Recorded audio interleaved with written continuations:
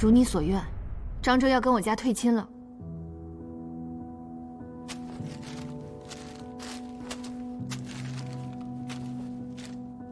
自奉姚公亲戚，晚辈张哲承蒙厚爱，赏识于朝堂，许卿以令爱。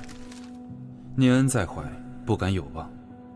然今事变，哲为人莽撞，为官刚直，见其君王在先，拍罪奸佞在后，不以为奸，前途难测。或不日被贬离京，永不复用。勿令爱之终生，特以此书请姚公允准。这与令爱之婚事作罢，令爱当择更相配之人，恩爱一生。晚辈张哲敬上。这是他亲笔所写。他如你所说的一样，是这样的月朗风清，可我却错过了这样一个良人，甚至差点铸成误人情谊的大错。你很满意吧？不过我倒想问问江二姑娘，当日你同我说，若我不想接受这门婚事，安心在家等着便是。你这分明就是知道张哲会主动退婚，对吗？你与他究竟是什么关系？当初想要退婚的是你，如今后悔的也是你。与其迁怒于我，姚姑娘不如问问自己，你想要的究竟是什么？我不知道。他修书给父亲，虽是为了退亲，可竟是怕他仕途有变，恐我嫁给他后跟着他受苦。他人品贵重，又处处为我考虑。女儿家最要紧的，不就是嫁个良人吗？当个坏人吧，瑶溪跟他并不合适，别管旁人怎么看，去把张哲抢过来。张哲，你帮帮我，这次过后我就做个好人，好不好？姚小姐本为铸成大错，迷途知返殊为难得，若能与张大人成就姻缘，令尊想必会很欣慰的。你真这么想？我先前阻止，并非与他有什么关系，只是看不惯背后毁人清誉之事。张大人是这世间比任何人都好的人，若你决定了，还请一定要善待他。之前是我错怪你了，我现在就去写信给父亲。多谢。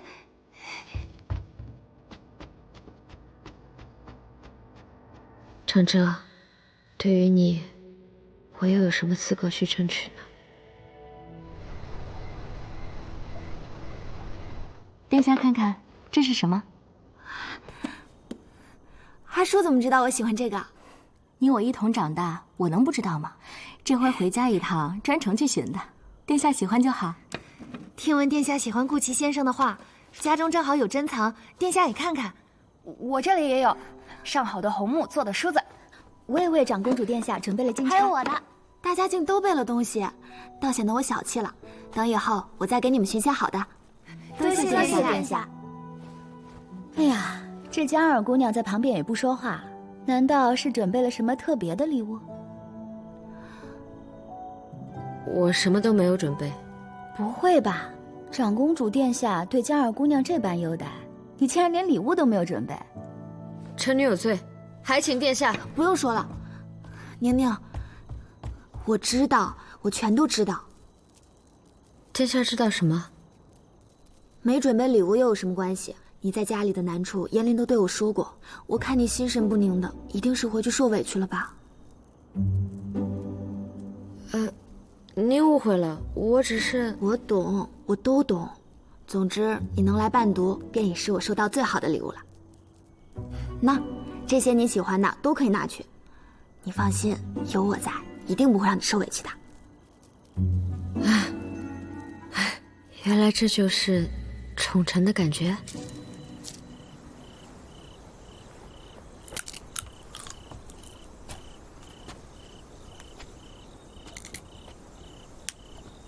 他们怎么还不回来呀？都这么晚了，再不回来我可要回去睡了，我都困了。先生，曹禺那边有新消息，这次的帆船不是意外，是人为。你觉得这次帆船谁获利最大？私船一帆，私价必涨，自然是手里有私的人最得力。薛家手里也有私，依你之见，他会希望这船翻吗？不会。私设曹允乃是大罪，且曹允看的是长久之列，只有不为人知方能长久。他没必要为了一次暴力杀鸡取卵呀。可薛家的船一向难以探查，莫非是？最大的可能就是薛远内部出了问题，有人着急赚钱，瞒着薛家凿了船，想以此哄抬私价。薛远应该也知道此事了。你去告诉刀晴，务必抢在薛远之前找到这个人，让他做我们的人证。别杀我，我再也不敢了！求国公饶过我，饶过我吧！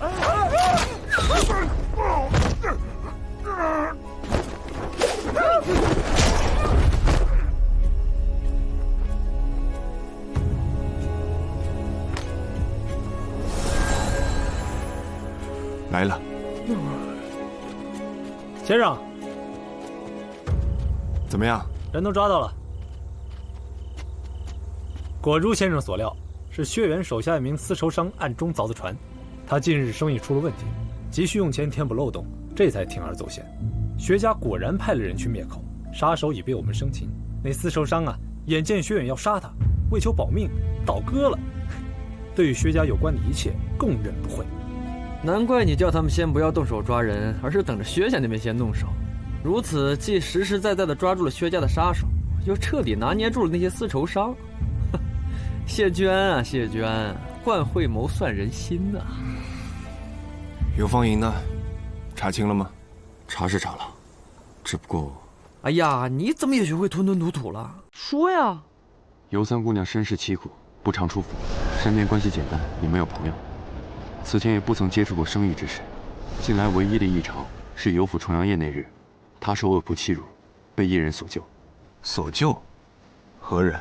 前几日幽篁馆外，我暗中护卫先生时，曾见他与江二姑娘相见密谈，而救她的人，也正是江二姑娘。那正是江雪宁买琴那日，也是尤放一买丝之前。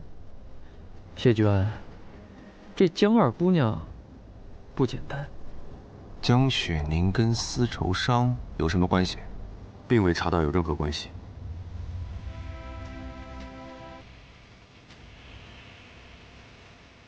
将此案的人证物证不留痕迹地交给刑部。先前逆党一案，刑部迟迟没有进展，该立些功了，否则压不住新无为。但事关薛家，陈英敢接吗？陈英能到今天这个位置，算是个聪明人。该怎么做，他自有考量。是。那江雪宁呢？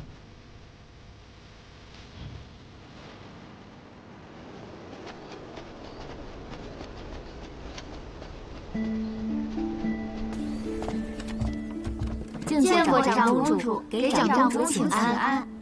你们以后就是我的伴读了，见面的时候还多，就不要每次都给我行礼。你们累，我也累，都快坐下吧。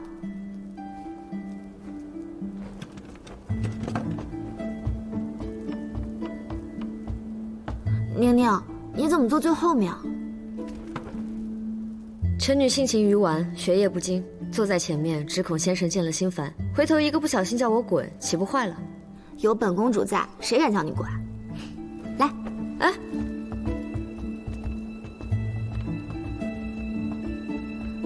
阿叔，跟你商量件事儿，便让江二姑娘坐我的位子吧，如此，殿下也好与江二姑娘多些相处。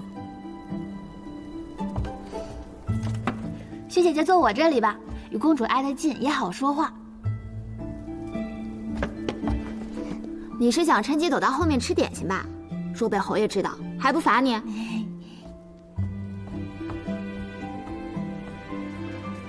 尤月，不如你给宝英妹妹让个位子。我？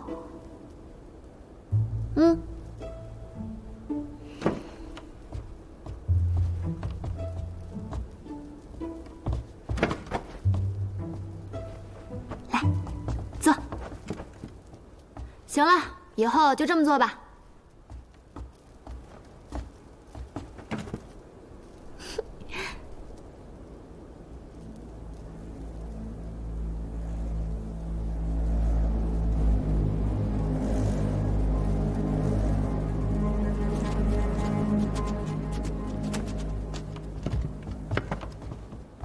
见过先生。不必多礼，坐下吧。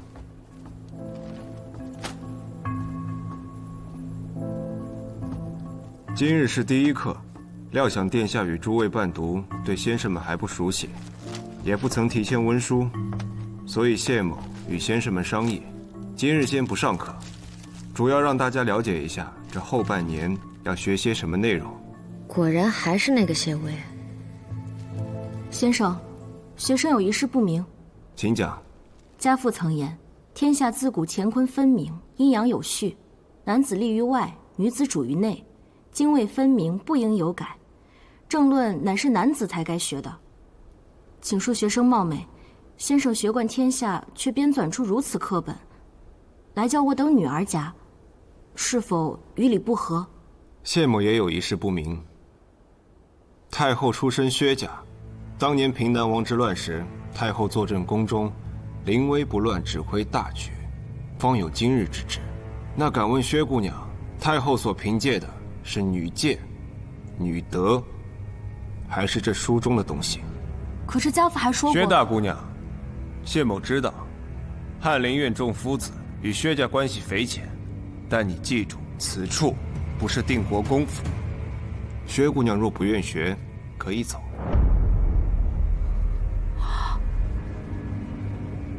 谢薇这是怎么了？突然针对起薛书了？难不成又是因为燕家？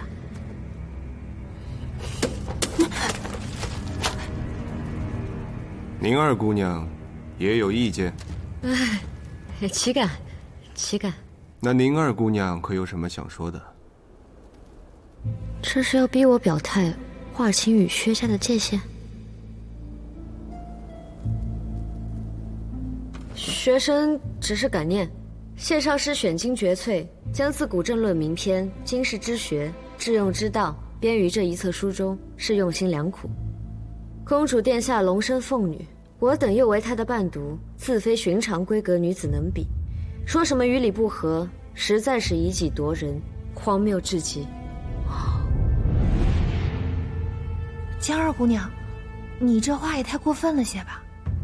我能有什么办法呢？谢薇借刀杀人，我只能出头做刀了。宁二姑娘如此便好，今日倒挺乖觉。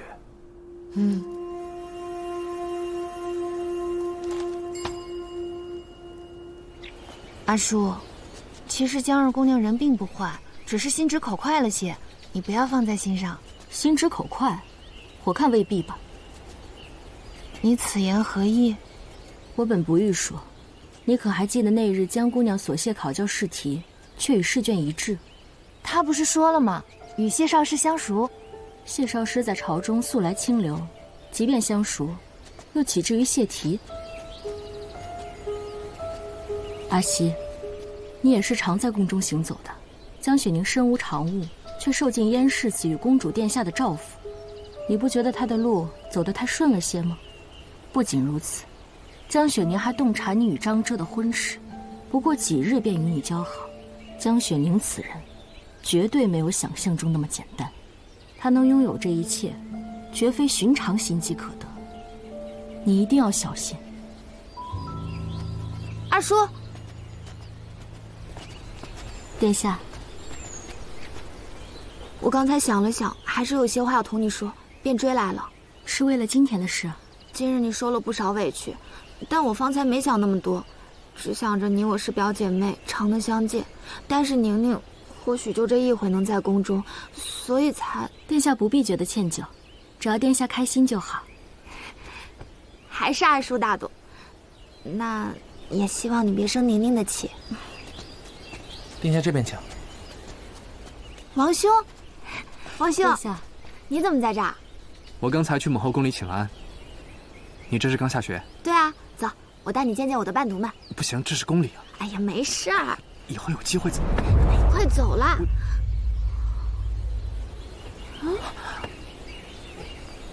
王兄，这可不像你们臭男人用的东西。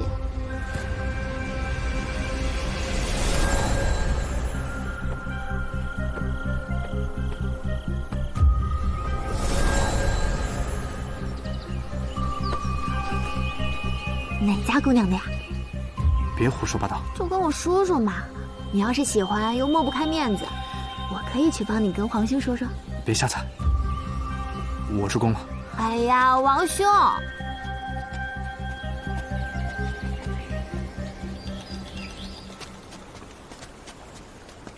宁儿姑娘，还请留步。先生有何指教？京城燕陵没来上课，听永义侯府的人说是抱恙了，好端端的怎么会生病？先生，学生又不懂岐黄之术，自是不知。但你先前去过侯府，你走后没多久，燕家就找了大夫。你在监视我和燕家？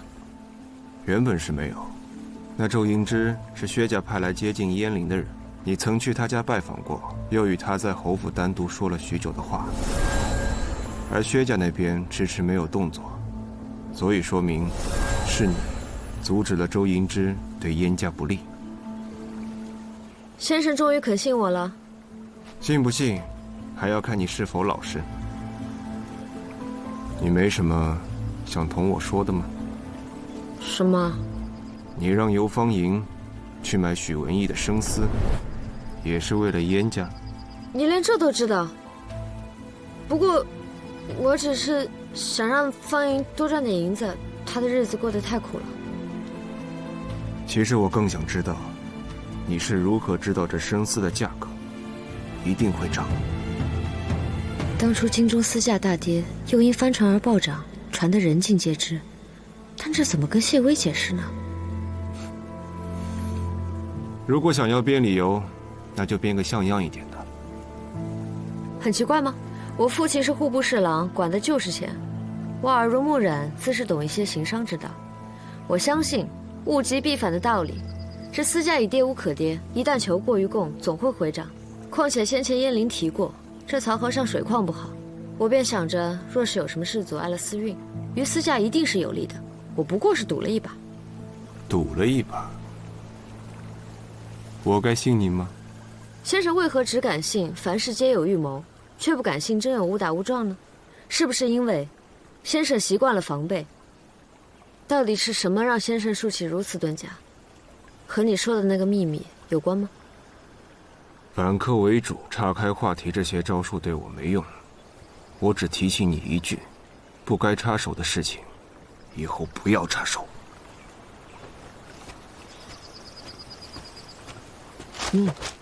赚点银子都能被发现，我看未卜先知的不是我，是他吧。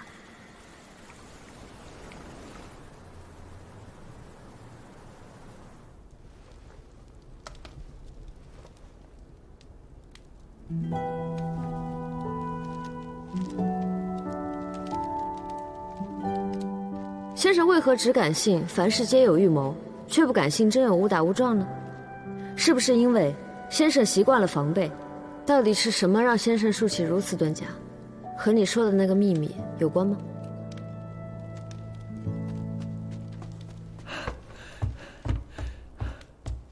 问出来了。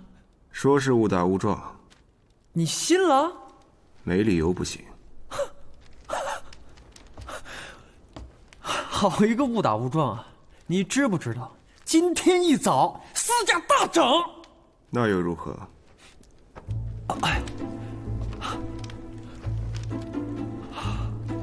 哎，你没趁机让他把手里边的丝都转给我，哎，我再倒一手，我还能赚不少。吕兆颖，你是没别的事儿可以做了吗？宫一城人在哪儿，在做什么，都查清楚了是吗？有这闲工夫，也不知道干点正事儿。难怪当年乡试、会试、殿试，事事都是第2名。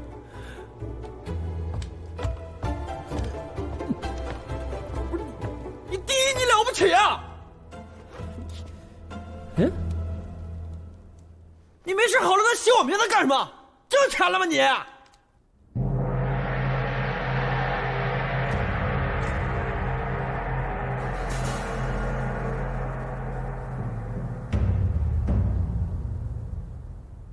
定国公掌握着新5位，结交半数朝臣还不满足，竟然插手漕运之事，官商勾结，左右市价，还欲杀人灭口。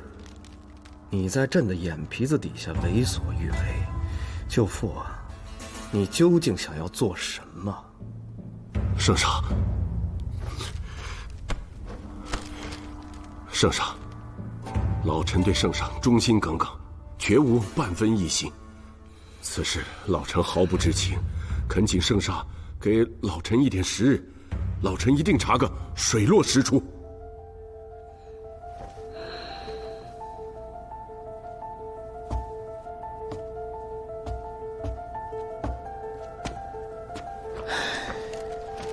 朕几时怀疑过舅父的忠心啊？只是这些年，燕家手握重兵，屡屡在朝上驳斥朕，朕身边实在是无亲信之人。若是连舅父也被旁人寻到错处，朕还有何人可信啊？圣上，老臣知错。此事都是手下之人擅作主张，绝非老臣的意思。请圣上放心，老臣一定查清此事，给圣上一个交代。罢了，这次朕就罚舅父停职半月，给那些言官们看看。可若再有下次，朕绝不轻饶。臣明白。臣告退。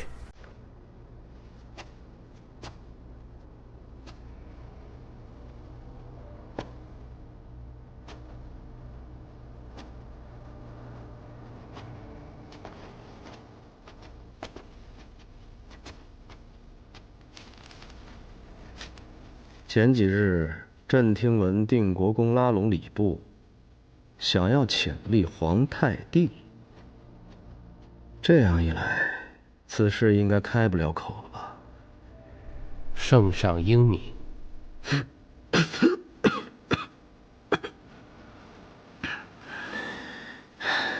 想要将此事压下来，也得给刑部些甜头，封住他们的口。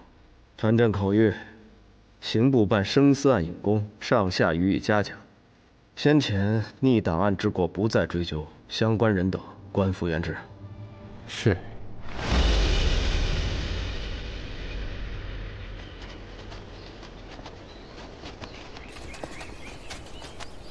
那里可是皇后娘娘所居的宁安宫，好气派啊！今日是太后娘娘说要见各位伴读。此处离太后的太安殿还有段距离，大家莫要贪玩，免得误了时辰。阿叔说的没错，我们快走吧。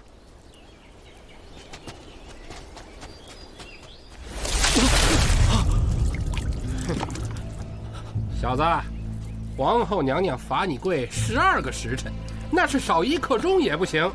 莫说是昏倒了，就算断气儿了，你也得挨过去。正宝。圣旨、奏书、密信、口谕，圣上的一切都要经过这正宝之手，他有多可信？当年我在皇嫂门前救了他一命，自此，正宝便是这宫里最忠诚于我之人，生死无改。生死无改，我不信。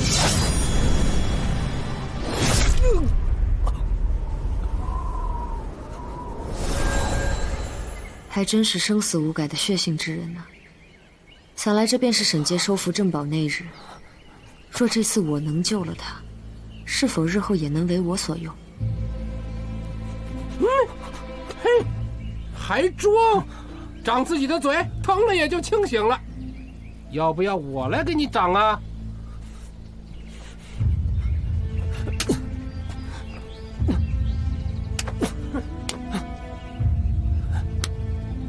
可当初沈杰是灵子王，说话到底有用，我又凭什么？殿下，时候不早了，咱们还是快些走吧。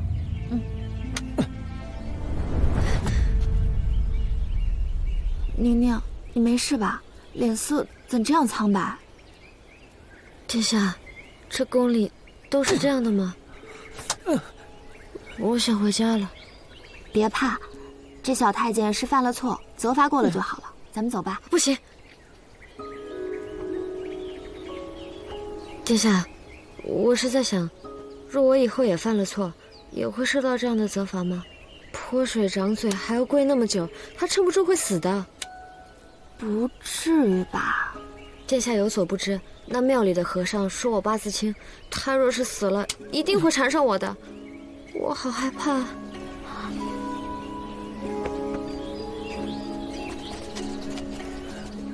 见过公主殿下。此人犯了什么错，值得这样责罚？你们如此对他，皇嫂，这是想弄出人命吗？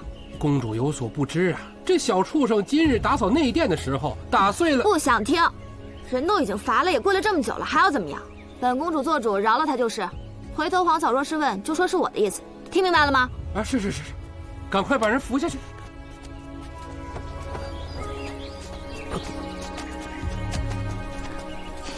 宁宁，你瞧见了吗？我说会护着你，就一定会护着你的，这样你便不怕了吧？臣女多谢殿下，有殿下在真好。哎，这下好了，走。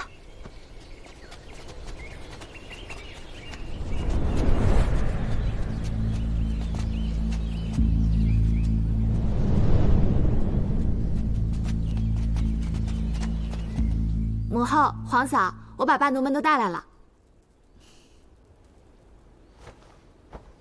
臣女拜见太后娘娘、皇后娘娘。舒儿来了，快起来，到姑母这儿来。你个小没良心的，到现在才想起来看姑母啊？早先我就跟你父亲说，让你进宫住，他偏说不合规矩，害得我们家芷衣也没个同龄的玩伴，还要从宫外头找伴读进来，麻烦。你看折腾来折腾去，你不还是住在宫中了吗？这个老妖婆还是这么讨人厌，跟一群小姑娘摆下马威，好意思吗你？母后，他们都还跪着呢。怎么，他们给哀家行礼，不愿意吗？臣女不敢。我，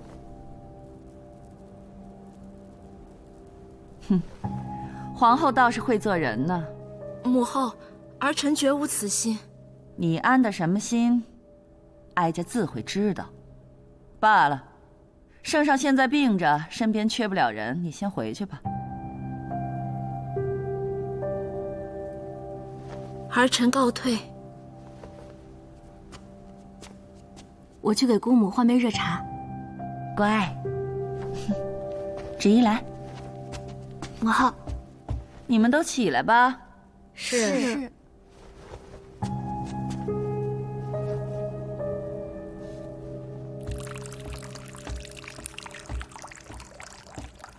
徐嬷嬷，姑母今日这是怎么了？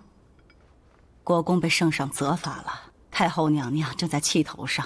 大姑娘自幼在太后膝下长大，她最能听得进您的话。不如，您劝劝太后别生气了。我知道了。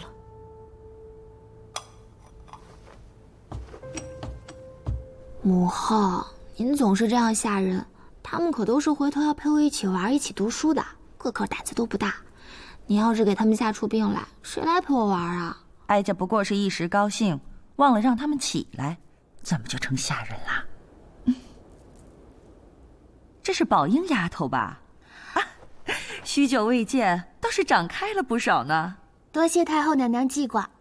哎，哀家听说，在这帮伴读里面有一个叫江雪宁的姑娘，你甚是喜欢，是哪一个呀？站出来，让哀家瞧瞧。臣女江雪宁见过太后。燕也太过，是只轻浮，不够端庄。本宫生来就长这样，吃你家大米了不成？回太后，臣女幼时命格有劫，父母因此送臣女去田庄穷养长大，是以文墨粗浅，礼仪不通，举止轻浮。今日得见太后娘娘，心甚惶恐，手足无措，日后定严加约束自己，为长公主殿下伴读，必不敢有丝毫懈怠。谈吐倒是稳重。罢了，哀家还听说你可是永义侯府那位小世子心尖上的人。永义侯府上下看哀家都不顺眼，哀家要是为难你，保不齐背后怎么议论哀家呢？回去吧。是。姑母，茶来了。禀太后，内务府的刘公公来了，可要召见。让他进来吧。是。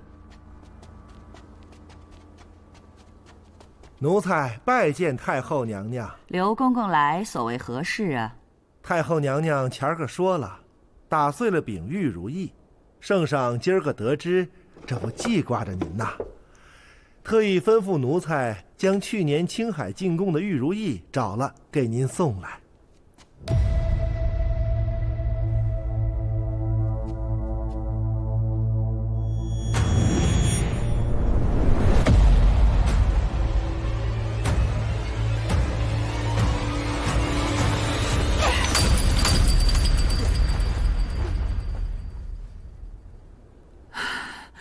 来人呐，把这个逆党给我拿下，送去慎刑司严加审问。是太后娘娘息怒啊！奴才只是奉命前来送宝，怎么成逆党了？娘娘，奴才冤枉啊！娘娘，奴才冤枉啊！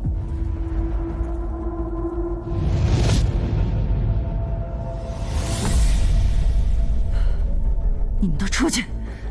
是。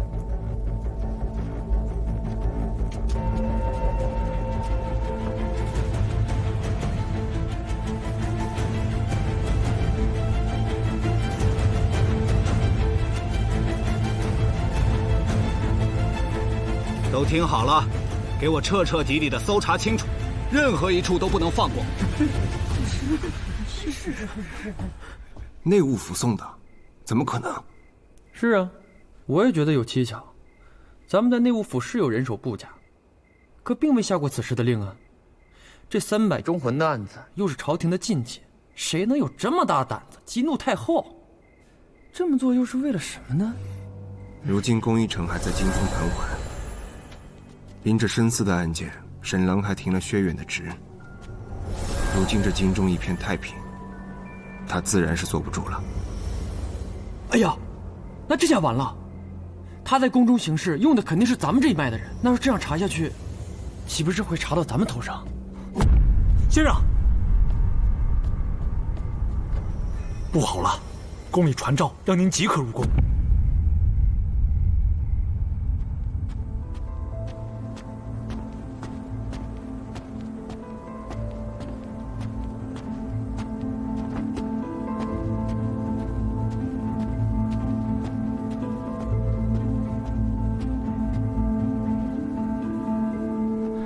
谢大人来了，里面请。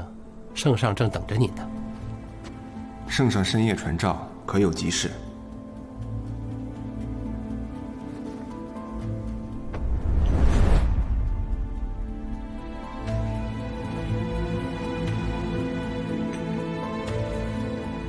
今日内务府有人假借朕的名义将此物献给太后，太后心急突发，眼下太医院的人皆去问诊了。内务府中居然混入了平南王的人。谢卿安置，这是平南王的手段。300忠魂案乃是大钱之商，除却平南王此等反贼，臣实在想不到还会有何人做此事。谢卿说的有理，可是这平南王远在江南，怎能将手伸到皇城之内啊？这恰恰说明他们的手已经伸至宫中了。这段时日，京中频频出现逆党作乱，却只是做些刺杀之流的小把戏。如今看来，他们这是为了声东击西，用逆党刺杀来掩盖他们在宫中的行径。难怪前段时间，信武卫跟刑部百般搜查却没有结果，原来都只是障眼法。竟是如此，这老匹夫用心果然险恶，非百死难解之忧。圣上，平南王此举是为了惹得京中大乱，动摇我朝之根本。这玉如意案要查，但不能大张旗鼓的查，否则动摇人心，恰是中了乱党下怀。不错，朕知道该怎么做了。得卿如此，朕心甚慰。你也早些回去休息吧。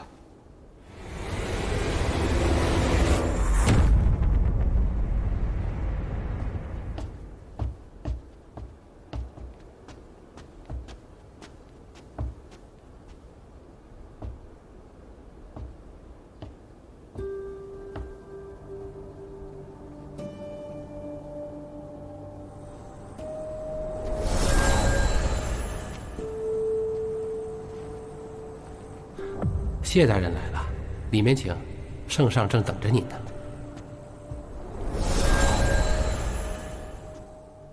舅父如今可放心了啊？是，老臣多虑了。可是今夜黄公公查出，内务府所收到献礼太后的旨意，乃是有人假借圣上的名义伪造的。这说明，圣上身边一定有人出了问题。还有，这玉如意进宫之时，正好是谢少师提出要为公主授课之时，此事关系重大，所以太后娘娘与老臣难免谨慎一些，这才想试探少师一样。母后之心，朕自然知道，但谢卿一心为朕，不会有事的。时辰不早了，舅父现在尚在停职之期，先回去吧。臣告退。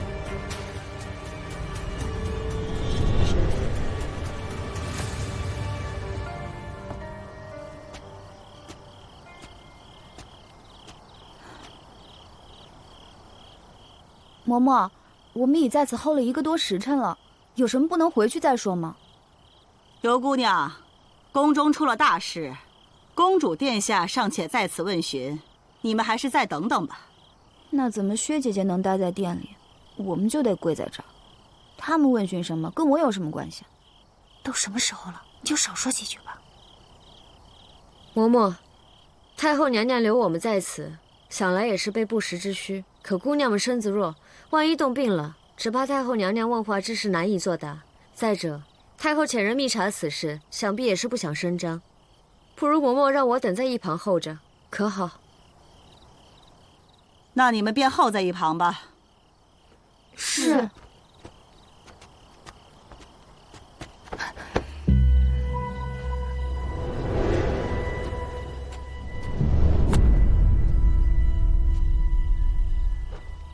殿下，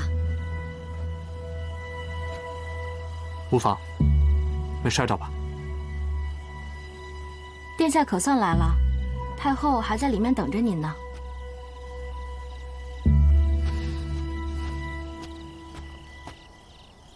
徐嬷嬷，夜里太凉，不如让他们先回去吧。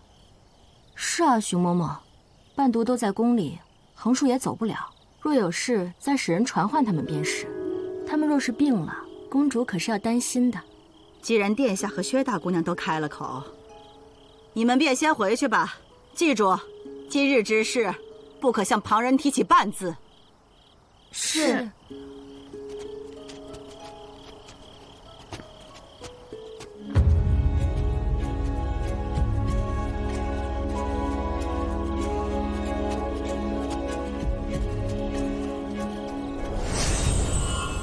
刚进宫就碰到这种事，可差点没把我给吓死。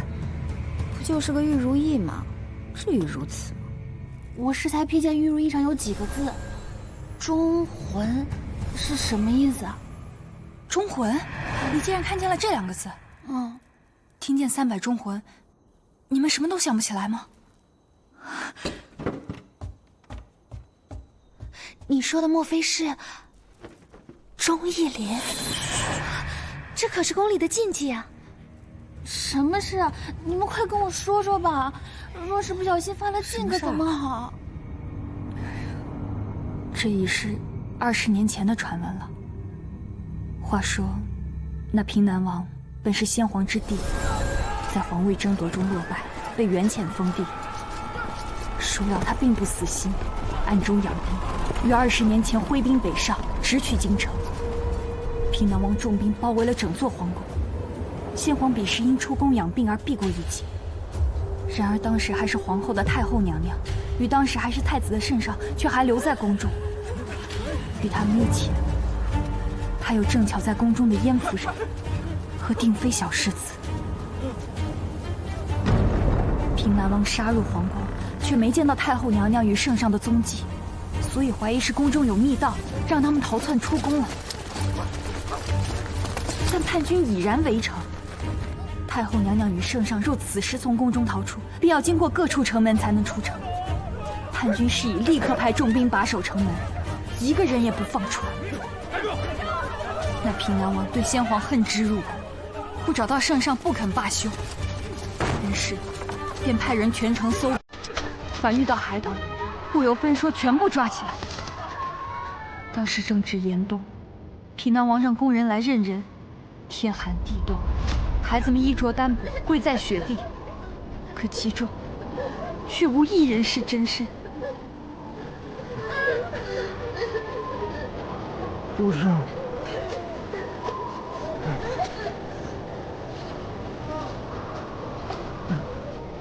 也不是，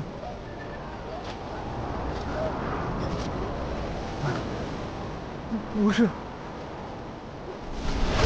平南王大怒，遂下令限时3日之内将太子交出，否则那些被抓起来的人性命难保。传令下去，3日内将人交出，否则本王就把殿前这些人尽数屠戮！尽数屠戮！紧要关头，定国公府年仅7岁的定妃小世子挺身而出，自冒储君之名，以换平南王手下无辜百姓的性命。然而，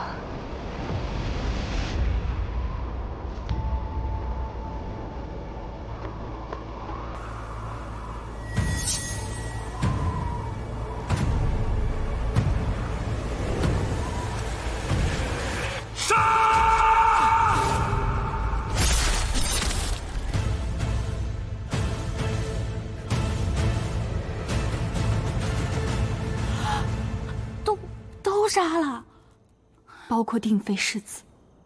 那后来呢？怎么样了？后来，定国公与永义侯援兵击退了叛军，收复了皇城。那平南王逃窜前，放了一把大火，企图毁尸灭迹，掩盖自己的滔天罪行。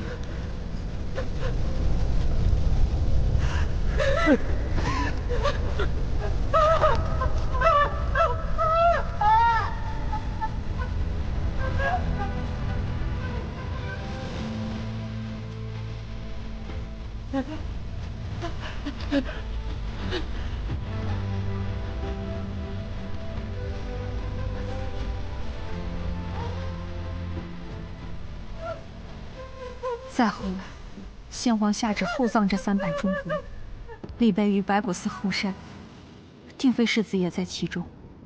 他们乃是为救太子而死的英雄，所以白果寺碑林又被称作忠义林。这些年，太后娘娘每每想起此事，都会心痛那些无辜的生命，因此从不让人提起此事。既是心痛无辜，那应该是愧疚才对。今日太后的神情瞧着，可不像是有愧啊。可是，平南王抓了无辜百姓，不就是为了逼出圣上？小世子都代替圣上出来了，干嘛还要赶尽杀绝呢？那平南王本就是暴虐无度的反贼，兴许他杀人只是为了泄愤。姚姑娘，你说呢？我说不好，但我觉得就算是反贼，也不会无缘无故杀人啊。当时300无辜性命握在平南王手上，薛小世子挺身而出，一是为天下之义，二是为臣子之忠。这么小的年纪就有如此作为，实在令人钦佩。那这薛世子算起来，不就是薛姐姐的兄长啊？没错。定妃世子除了是薛氏之子外，其生母还是永义侯燕牧的姐姐，乃是前所未有由2大氏族共同孕育的血脉。哎，这事我知道。燕夫人丧子之后伤心欲绝，当年便与薛国公和离，回了永义侯府后，不久就病逝了。燕氏与薛氏似乎也是这件事情之后才没有往来的。而且我还听说，当年老定国公膝下本有3子，原是轮不到如今的薛国公袭爵的。但后来薛国公求娶了燕夫人，有了燕家的支持，这才扭转了劣势，赢得了爵位。但当年燕夫人去世后不过3月，薛国公就又娶了新的夫人。原本呢，这偌大的国公府也的确需要一个女主人来打理，为发妻守个把月再续弦也无可厚非。可可偏偏新夫人在进门后不足7月，便产下了长女，这就有点耐人寻味。姚姐姐，真的是这样吗？薛姐姐是季氏早产的女儿？确实如此。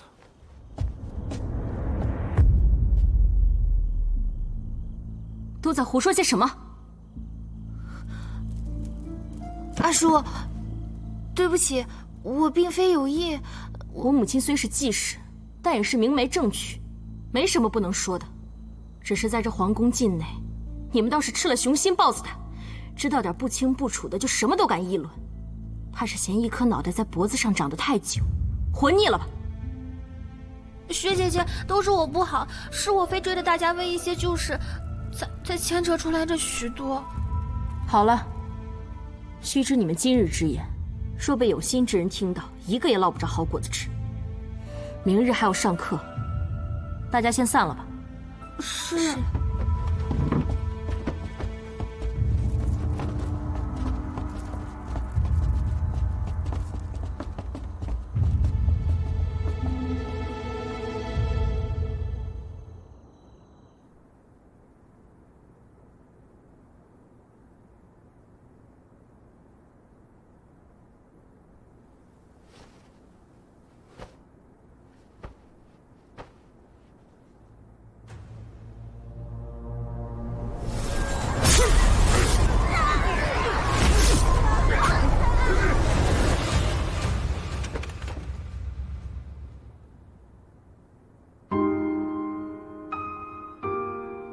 想那么多做什么？300宗浑案再惨，都是过去的事了，既与我无关，也与燕家无关，何必庸人自扰？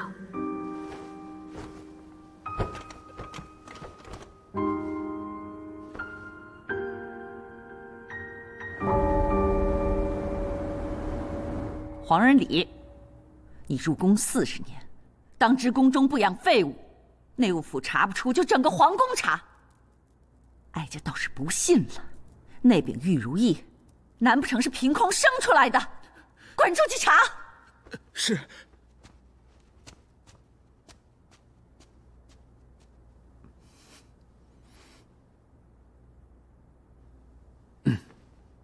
母后，母后，其实儿臣觉得吧，要不然就算了。皇兄不也说了吗？不能动摇人心。不过就是一柄玉如意，把它毁了便是。我们又何必把这件事情闹得这么大呢？一帮宵小胆大妄为，若不严加惩治，日后还不定生出什么乱子来。只凭一起行事，你将来怎么治理天下？儿臣本就无心天下，母后又何苦强人所难呢？你皇兄身体有恙，正时又生不出皇子来，你不继承大统，怎么要把皇位让给平南逆贼吗？你不如现在就把哀家和你妹妹的命拿去。母后永远都是这样，儿臣甚至有时分辨不清，您到底先是太后，还是我们兄妹的母亲？你二哥，别说了。逆子！哎呀，母后莫生气，儿臣今天不去上课了，就在这儿陪着您。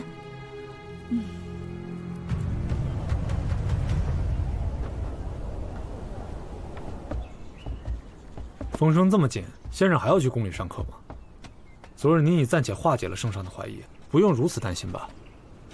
化解只是暂时的，只有表面上一如既往不动声色，才不会露出马脚。而且，昨日内务府查了一夜，只怕我们的人已经出事了，所以无论如何，我得给他们传个消息才是。先生一人入宫，一定要小心。放心。我让刀琴去追查宫一城的下落，让吕显盯着薛家跟燕家。你这边有任何消息，务必第一时间告诉我。是。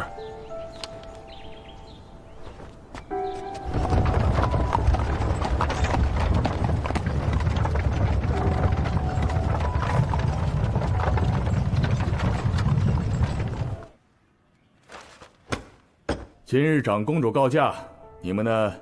就先学些基础的诗文吧。翻开第1篇，齐声诵背。溪谷长松，道岭集中。声音再大点儿。叠叠岩生，迷界丛丛，田田江雪宁，你为何不读啊？先生，学生愚钝，这篇诗文颇为晦涩，光是诵背难解其意，不如请先生先行示意，我等才好学习。我只问你为何不读，让你说这么多话了吗？我让你们诵背就诵背。这学堂之上，岂是你能随便发问的？什么都不懂，还读什么书？去，到外面站着去。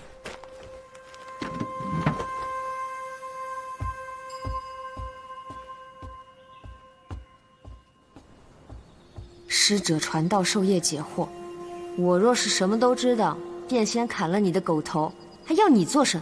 这下一段呢，不如就请薛姑娘来领诵吧。薛姑娘，这一句里的“汪”字，向来比较生僻，但若想了解它的意思，只需跟先生，我知道。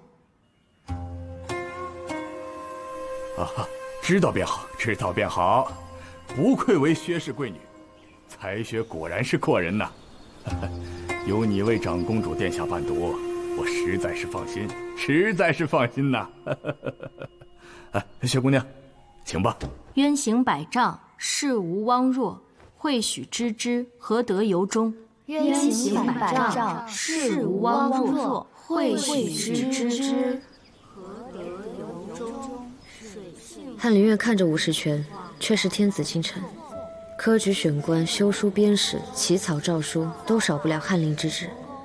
薛家长着新武卫不够，将手都伸到这儿来，也难怪永义侯府斗不过薛家了。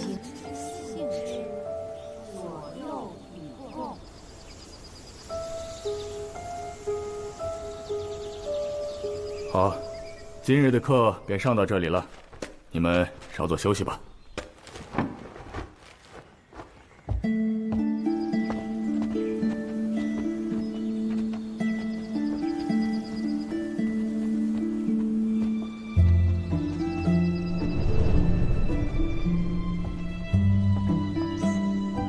谢大人，谢大人陈正2课的课，怎这般早就来了？今日谢某初次讲琴课，不敢懈怠，所以来得早些，为防万一，多做准备。不愧是少师大人，果然一丝不苟。既然如此，那我就不耽误您的时辰了。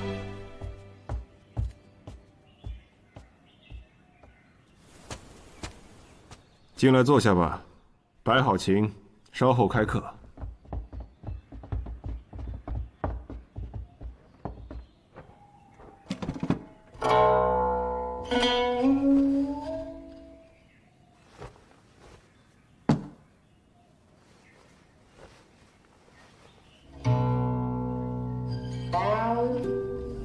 峨眉，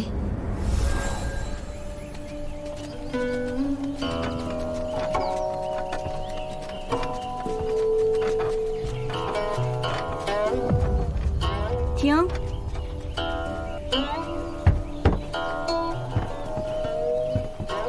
文昭阁，可是谢微？谢微素来爱琴，本宫听闻，他那张琴，便是他自己亲手所着。名作峨眉，正是。点出何处啊？峨眉山北雪极目，方丈海中冰作湖的峨眉。这，方莹不知。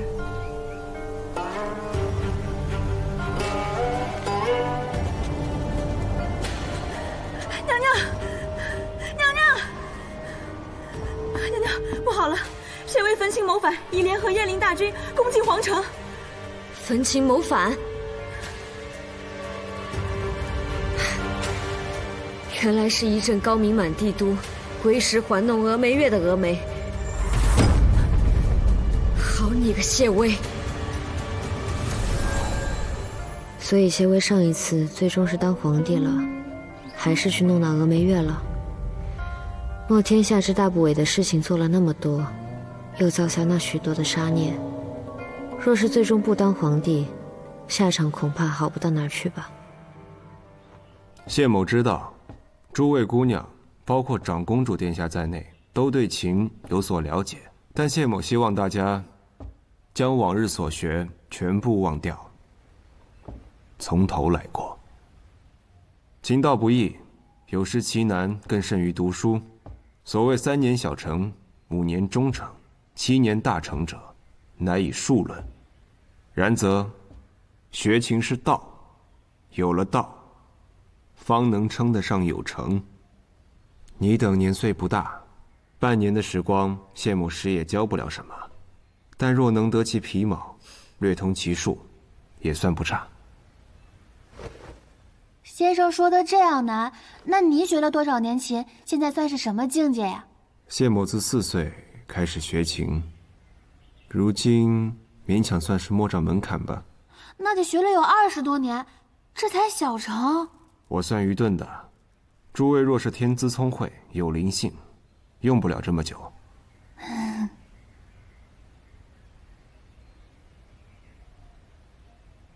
琴道坐有规法，您二姑娘这坐姿倒是挺规范的。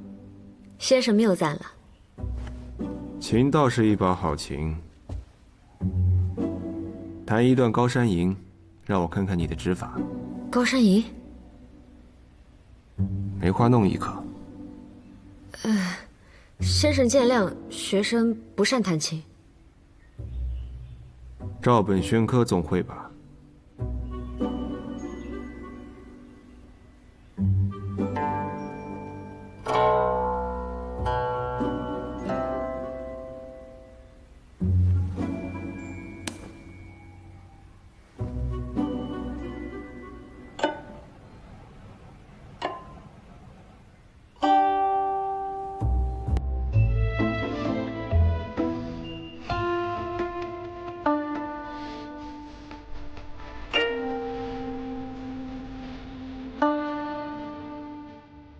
够了。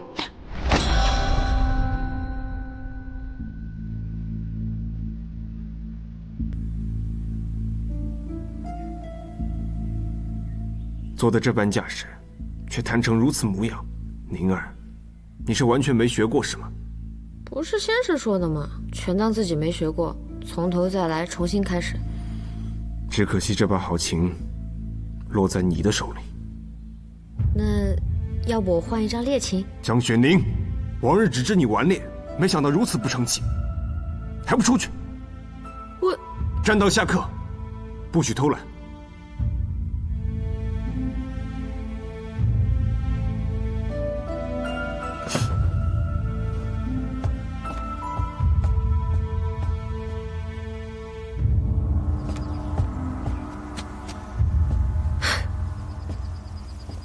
说了不善弹琴，人无完人，这也要罚我。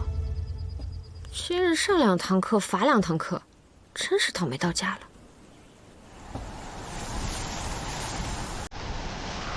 了。连风都欺负我。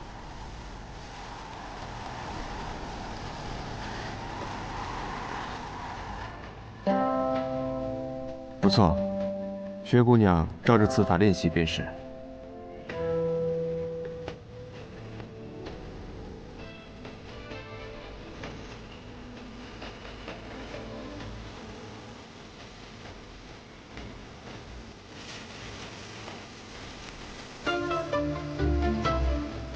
不好好罚站，又在做什么？先生明鉴，学生好生站着呢，没有偷懒。这点小事也值得哭一场。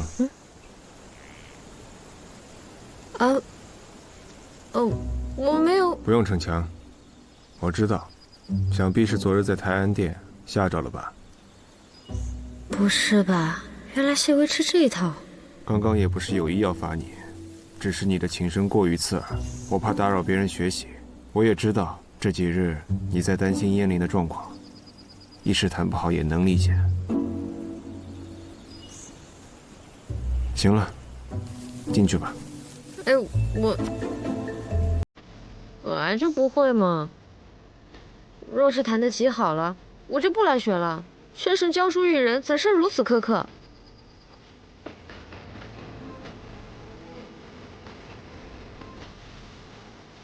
那你还想怎样？虽然学生一心向学，然受天资所困，只能忍痛断念。不如先生就此免去了我的情客。哎，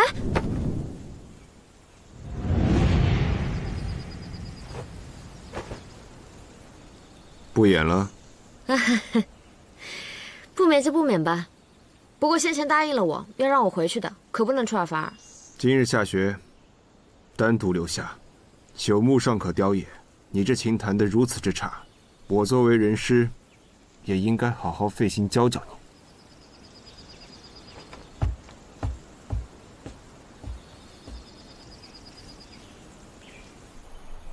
我是百思不解，逆党好不容易渗透宫中，不刺杀不下毒，就弄个玉如意，再写些不痛不痒的字迹，有何意义？在殿下看来是不痛不痒，有言之，在旁人的眼里，不是一根刺吗？如今我是越来越不懂母后了。皇兄常年身子不好，满朝文武都还未提继承之事呢，他却几次三番的逼我。难道我的人生为他而活？那殿下呢？是当真不想当皇太帝吗？旁人不懂就算了，你与我多年至交，你还不懂我吗？什么皇太帝，什么临淄王，我就只想做个平凡的人，逃离那满目的虚伪之事，真真正正的做一回自己。谁人不想呢？不过是百般辛苦，求而不得。有些人争权夺势，有些人却避之不及，唯有造化二字罢了。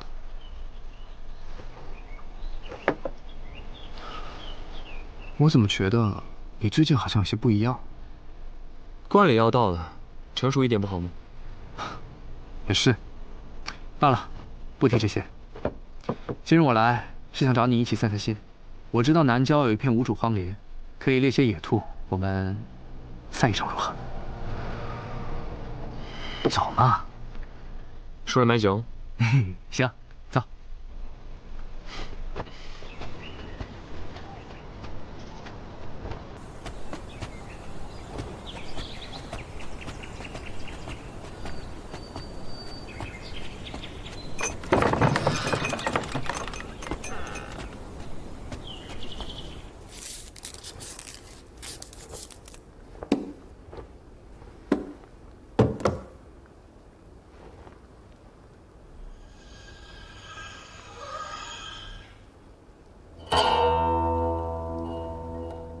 听说宁二姑娘昨日在宁安宫门口救了个叫郑宝的小太监。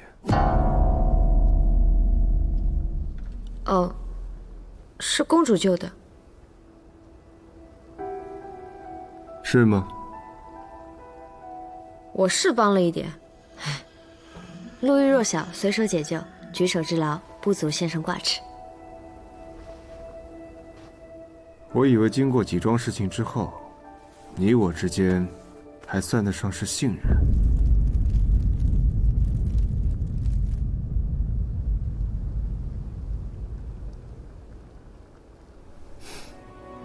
郑宝虽是宫中一个不起眼的小太监，但御书房的王心义倒对他青眼有加，最近也生了提拔之意。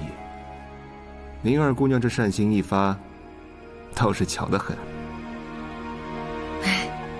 想不到先生对于宫中之事知晓了这么多，御书房中的事也瞒不过您的法眼。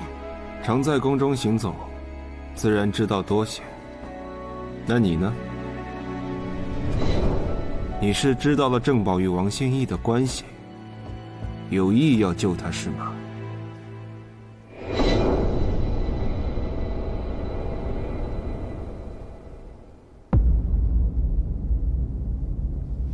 什么王心义、王就义的，我不过才入宫没几天，哪里晓得？是吗？连生丝的事情都知道，还有什么是宁二姑娘所不知的呢？我都已经解释过了，那是巧合。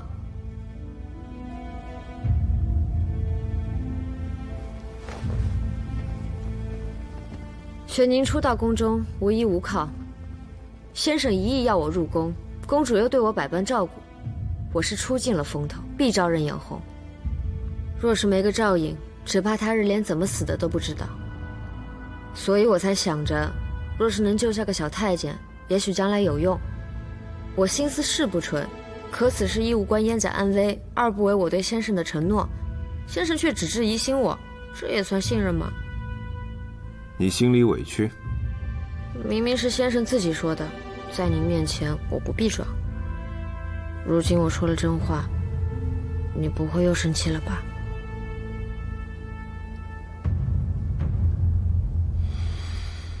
罢了，宫里的事情本就是瞬息万变，你有心经营也不是坏事。但我有必要提醒你一句：你若卷入纷争之中，恐怕会危及自身。我既受燕灵之托，又得令尊之请，所以提点你几分。你年纪尚小，小心行事，切莫行差踏错。说的好像你多大似的。你说什么？我的意思是，那郑宝真的那么厉害，将来会被那什么王心怡提拔吗？他再厉害也没你厉害。行了，把课上学的曲子再弹一遍给我听听。真要上课啊？怎么不愿上课？行啊，那就耗在这里，等落月了再回去。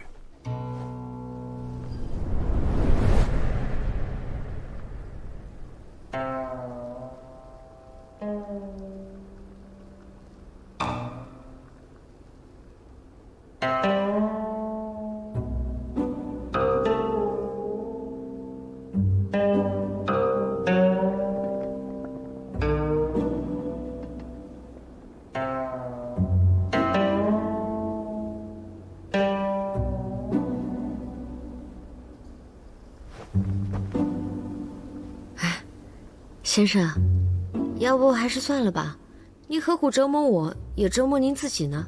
莫多话，继续谈。他到底什么毛病，非要找我茬不可？是闲的没事做了吗？早些回家去不好吗？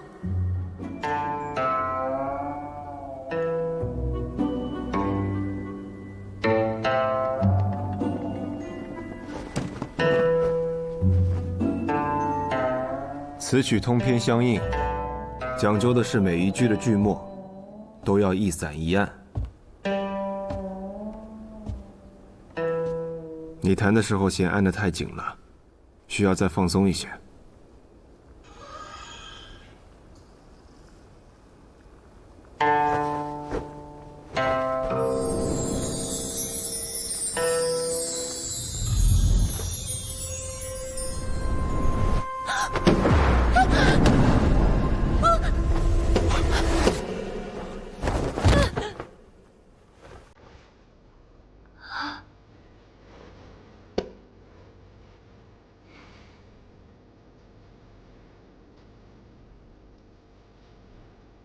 有什么问题吗？那你为何不起来？是学生莽撞，还好秦没事。知道就好。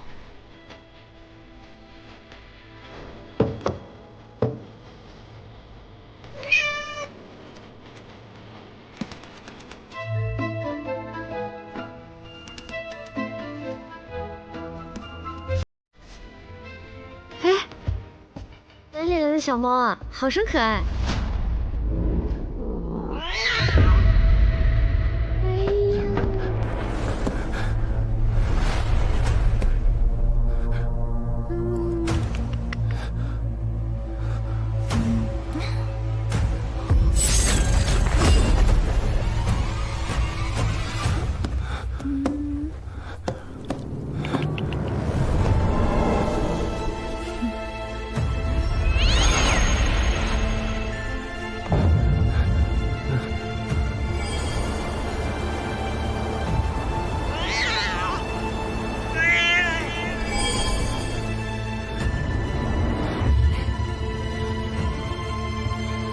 先生，你快看！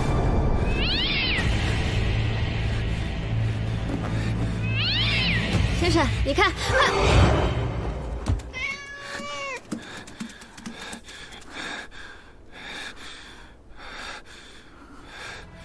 谁给你的胆子？我叫你过来是学琴，不是玩乐。你若明天还弹不好，就别再来上课了，滚回去！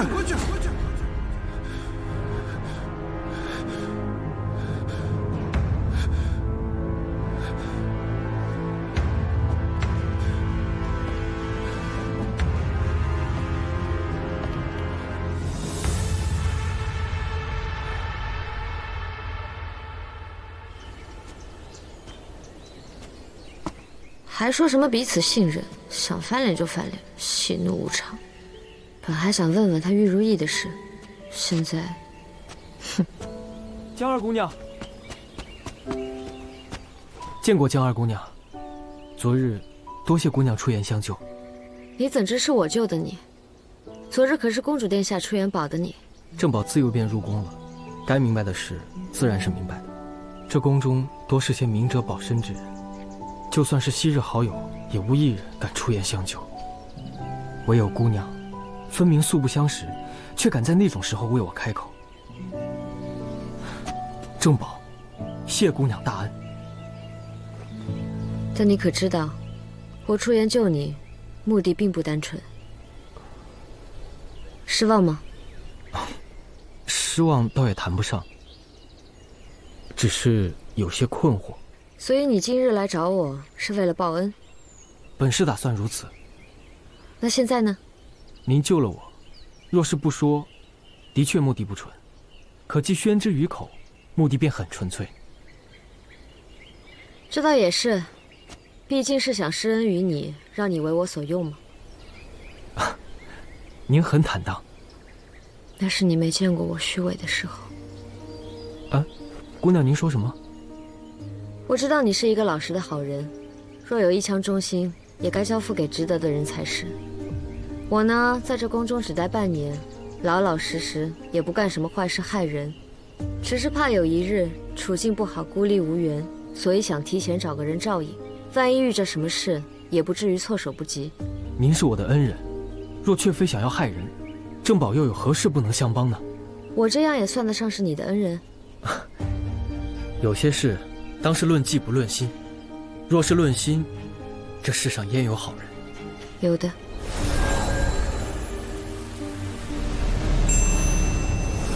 谁啊？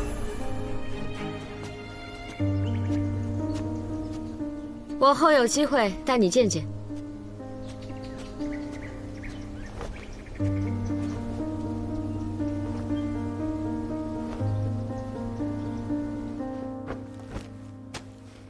多谢许老板的账本，方莹看后学到许多。姑娘请坐。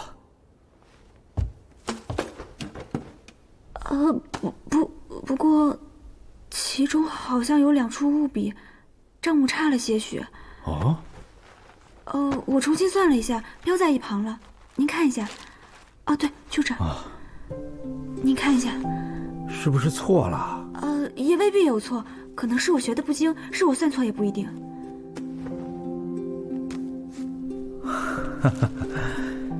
确实我笔误了，姑娘学账不过短短10日，已学有所成啊。没有，方言愚钝，是您教的用心。哦，对了，许老板，如今私家已翻数倍，我想请您替我将丝全卖了。哦，自然是会给您佣金的。姑娘先前帮了我和蚕农们的大忙，这佣金啊就别提了。不过现在丝价涨势大好，现在就要全部出手吗？我看了您这几年的账目，丝价涨落总有尽时，眼下行情几乎已到顶峰了，我不想贪多不得。许老板为何这样看我？没什么，只是觉得这行商一道，姑娘选对了。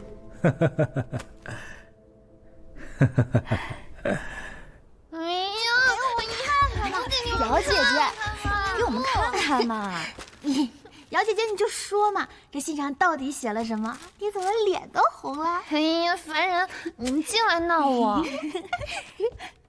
哟，这不是江姑娘吗？来的可真巧啊，正赶上姚姐姐的好事呢。发生何事了？哎，也没什么，只是娘亲传了信给我，说父亲主动跑去张家提了亲。哎呀，我不说了，父亲办事也真是奇怪，哪有我们女儿家主动的？不是，你怎么又瞧上那张哲了？定了亲再退，人家还不知道怎么非议我呢。不过我想过了，他出身不好也无妨，家有寡母也无妨，反正我什么都有，也不劳他多费心。江姑娘不也说过吗？张大人乃是人中龙凤，没什么不好的。阿西，我看啊，此等上好姻缘，你应当感谢江姑娘才是。雪宁，往日我对你多有误会，若非你直言，我许是已入迷途。多谢你，你果真是个好人。姚姑娘不必如此，姻缘天成，本就与我无关。江二姑娘真是心善啊，自己的姻缘还没着落呢，倒有功夫想着别人。哎，最近怎么没瞧见燕世子来找你啊？该不会你的美梦落空了吧？有怨。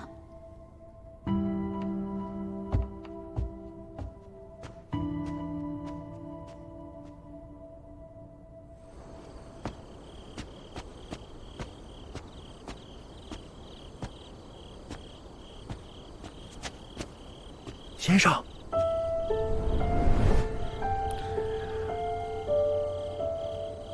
怎么样？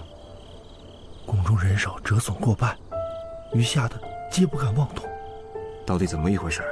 是那宫仪先生，他假借了您的名义，调动了宫中许多人手，将那玉如意避开层层查验，送入了内务府中。只因宫中之人皆是单线相连，待小人发现之时，已是晚了。果然是他。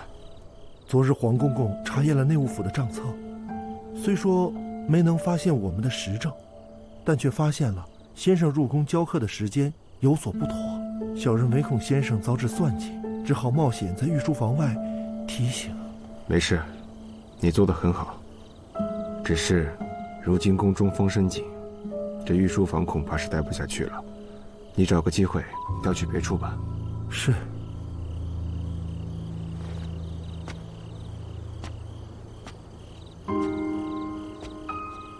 出身高门，却肯委身寒门，雪中送炭，从不落井下石，既不势利，且还重诺。张哲，你眼中的瑶溪，怎么看都是极好的姑娘吧？你会答应这门亲事吗？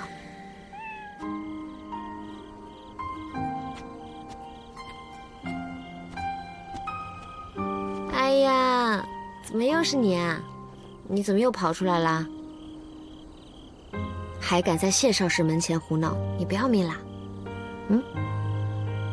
看来你也和我一样，明知不可为，却管不住自己的心。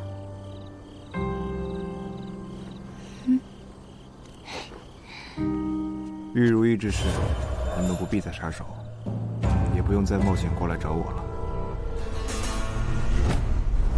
玉如意，这也与他有关？可是，如今定国公已经有所察觉，若是没有我等相助，先生在宫中无妨，我自有办法。当初将你们从金陵救出来，不是为了让你们送死的。从今往后，你再不必为旁人效力，只做这深宫里面一名小太监便是。是啊，还有一事，小人从宫仪城所派之人口中得知，他们做那玉如意之事，是为了嫁祸燕家，有不臣之心。明白了，回去吧，小心被人瞧见了。是。